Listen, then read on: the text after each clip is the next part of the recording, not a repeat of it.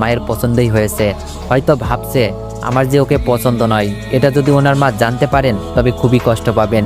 ওনার মা ক্যান্সারের সাথে লড়ছিল, কবে মারা যায় কোনো ঠিক নেই।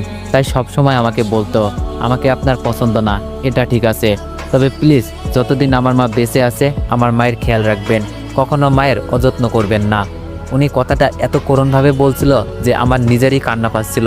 ওনার চোখেও বেদনার জল ঝলমল করছিল। চোখের পানি আড়াল করতেই উনি আমার সামনে থেকে চলে যায়। আড়ালে গিয়ে চোখ মুছতে থাকেন। একদিন উনি তাড়াতাড়ি বাসায় ফিরে আসেন। আমি তখন আমার বয়ফ্রেন্ডের সাথে ফোনে কথা বলতেছিলাম। উনি এত তাড়াতাড়ি ঘরে ঢুকেন যে আমি আর ফোনটা রাখার সুযোগ পাইনি। উনি রুমে ঢুকেই আমার হাত থেকে ফোনটা টান দিয়ে নিয়ে নেয়। তারপর স্ক্রিনে কল রানিং দেখে ফোনটা এত জোরে আছাড় দেন যে ডিসপ্লে গুঁড়ো গুঁড়ো হয়ে যায়। তারপর প্রচুর রাগে বলতে শুরু করেন, আপনার বাবা আপনাকে বিনা টাকায় এ বাড়িতে পাঠায়নি, দেনমোহরে 2 লাখ টাকা দিতে হয়েছে, বিয়ের গহনা আর অন্য খরচ বাবদ তার থেকে 5 লাখ টাকা খরচ হয়েছে। 10 বছরের সব জমানো ভালোবাসা আর টাকা দিয়ে তারপর আপনাকে এই বাড়িতে এনেছিলাম, এর কোনো শুকরিয়া আপনি আদায় করেছেন? কি চেয়েছিলাম আপনার কাছে? মোহরানার টাকা পরিশোধ করার পর আপনার উপরে আমার সম্পূর্ণ হক ছিল, তবুও এক মুহূর্তের জন্য আপনাকে স্পর্শ করিনি। বিয়ে করে আনার পর এই বাড়ির ছোট বড় কাজগুলো করার আপনার দায়িত্ব ছিল, কিন্তু তাও কোনোদিন আপনাকে কিছু বলিনি। শুধু বলেছিলাম মাকে একটু দেখে রাখবেন।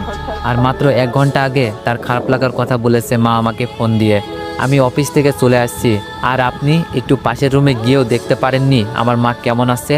আর দেখতেও হবে না আপনাকে, দেনমোহরের অর্ধেক টাকা ফিরিয়ে দিয়ে চলে যাবেন এখান থেকে, আপনাকে আমার প্রয়োজন নেই। তারপর উনি হনহন করে চলে যায়। আমি কখনো এত কষ্ট পাইনি ওনার কথায় যতটা কষ্ট পেলাম। আসলেই তো এই বাড়িতে আমার 1000টা দায়িত্ব, আর আমি কিনা ওনার একটা আবদার পূরণ করতে পারলাম না। আর কি যেন বলেছিল, 10 বছরের জমানো ভালোবাসা মানে কি আসলে? যেদিন থেকে যৌবনে পদার্পণ করেন তখন থেকে যে ব্যক্তি অনাগত স্ত্রীকে ভালোবাসতে পারেন, আমি কিনা তাকে একটি বারের জন্য ভালোবাসতে পারিনি, তার একটা আবদারও পূরণ করতে পারিনি। ধপাস করে ফ্লোরে বসে পড়ি। আমার চোখ দিয়ে তখন অবিরাম পানি ঝরছিল।